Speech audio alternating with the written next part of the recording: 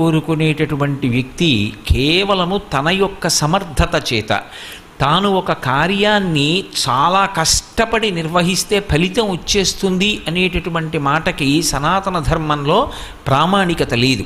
అందుకే సుందరకాండలో సీతమ్మ కూడా ఒక మాట చెప్తుంది, కచ్చిదాశాస్తి దేవానాం ప్రసాదం పార్థివాత్మజ కచ్చిత్ పురుషకారంచ దైవంచ ప్రతిపద్యతే అంటుంది.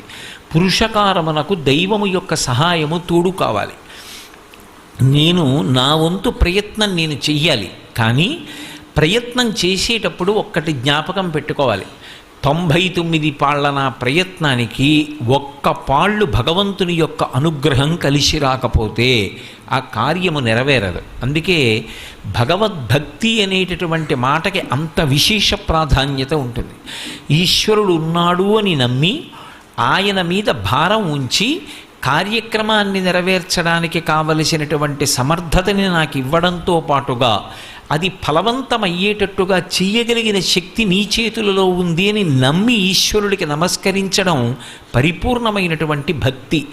అందుకే మీకు నేను తోడుగా ఉంటాను అన్నారు శ్రీ మహావిష్ణువు. అందుకే క్షీరసాగర మథనంలో ఎప్పుడెప్పుడు వైక్లభ్యములు ఏర్పడతాయో అప్పుడప్పుడు ఆయన వచ్చి ఆదుకుంటారు.